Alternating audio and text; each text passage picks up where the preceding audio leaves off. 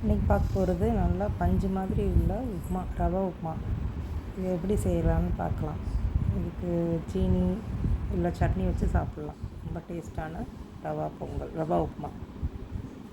அதுக்கு தேவையானது ஒரு சின்ன வெங்காயம், ஒரு பெரிய வெங்காயம், 2 பச்சை மிளகா, ஒரு இஞ்சி வந்து சீச்சி வச்சுக்கணும். அப்புறம் ரவை வந்து 1 கப்பு. மெஷர்மெண்ட்டை பார்த்துக்கோங்க. இது வந்து 250 கிராம். அப்புறம் உப்பு, நெய் கொஞ்சம், கருவேப்பிலை, இதுதான் இதுக்கு தேவையான பொருள்.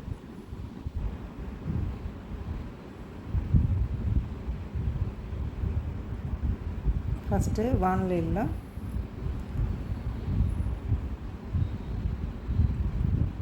காஞ்சதுக்கப்புறம் கொஞ்சம் நெய் விட்டுக்குவோம். இது 1 ஸ்பூன் நெய்.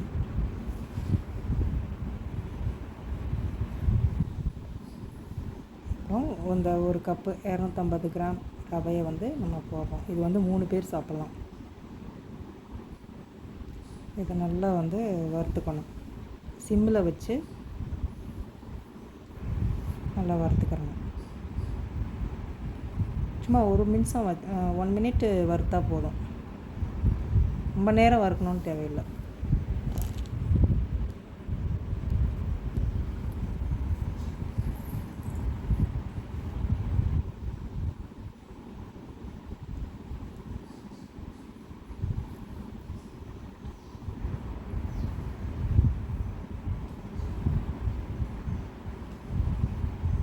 நல்லா வாசம் வருது.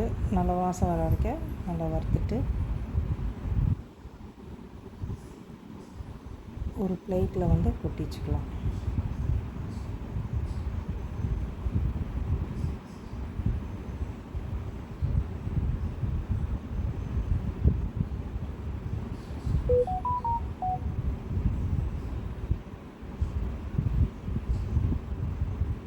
ஒரு பிளேட்டில் எடுத்து கொட்டி வச்சுக்கலாம்.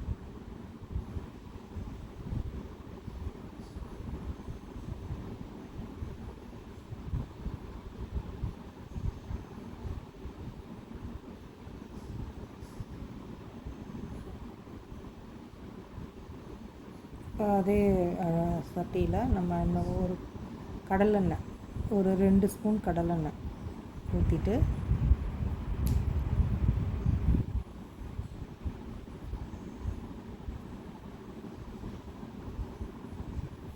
எண்ணெய் காஞ்சதுக்கப்புறம் 1 டீஸ்பூன் கடுகு, அப்புறம் 2 டீஸ்பூன் வந்து கடலைப்பருப்பு, அப்புறம் கொஞ்சோண்டு ஒரு சிட்டிகை வந்து ஜீரகம் போட்டு நல்லா கடலைப்பருப்பு செவக்கணும். கடுகு தாளிச்சிட்டு நல்லா செவக்க வதக்கணும்.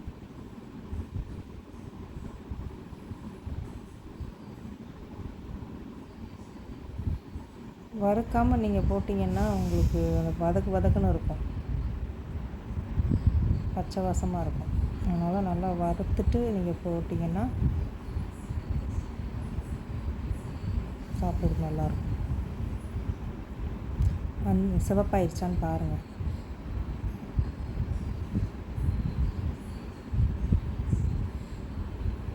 இந்த சிவப்பாயிடுச்சு பாருங்கள்.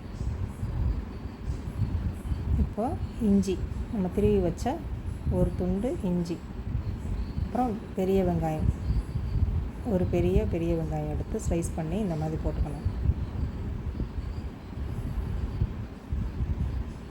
கருவேப்பிலை, 2 பச்சை மிளகாய். இதை நல்லா வதக்கிக்கிறணும். வெங்காயம் நல்லா வதக்கிடணும். கறியிடக்கூடாது, வதங்கணும்.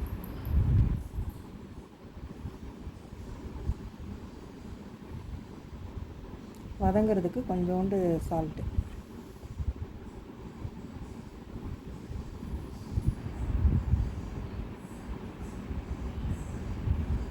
அப்புறம் இந்த டம்ளரில் நம்ம அளந்துருக்கோம். இதில் வந்து 2 அளவு தண்ணி ஊற்றணும்.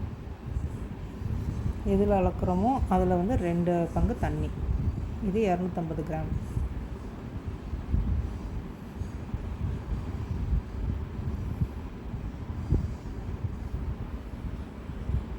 3 பேர் சாப்பிட்லாம்.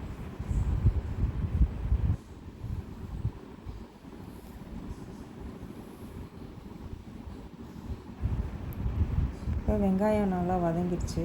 இப்போ தண்ணி ஊற்ற போகிறோம். 1 2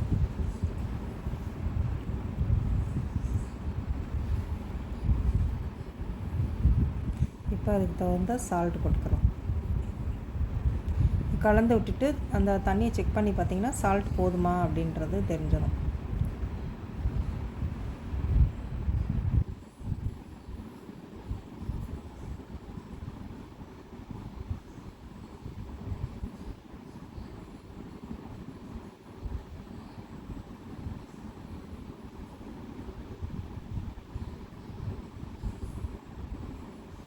நல்லா கொதிச்சிருச்சு பாருங்கள். தண்ணி நம்ம ஊற்றின தண்ணி நல்லா கொதிக்குது.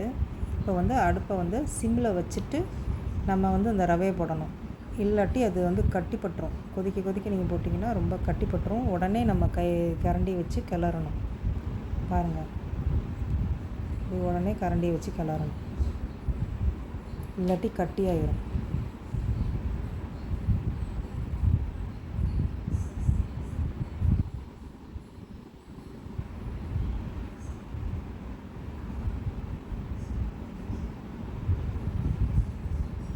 எல்லாம் கட்டியெல்லாம் எடுத்து விட்டாச்சு.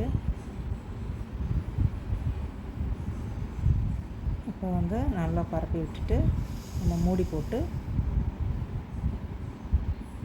ஒரு 4 நிமிஷம், அதுக்கப்புறம் நீங்கள் திறந்து பார்த்தீங்கன்னா நல்லா வெந்திருக்கும். அப்படியே சட்டியில் கீழே ஒட்டாமல் வரும் பாருங்கள்.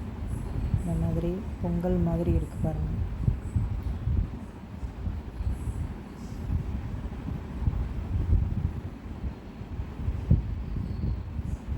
உப்புமாலாம் சுட சுட கிண்டினோடனே சாப்பிட்லாம்.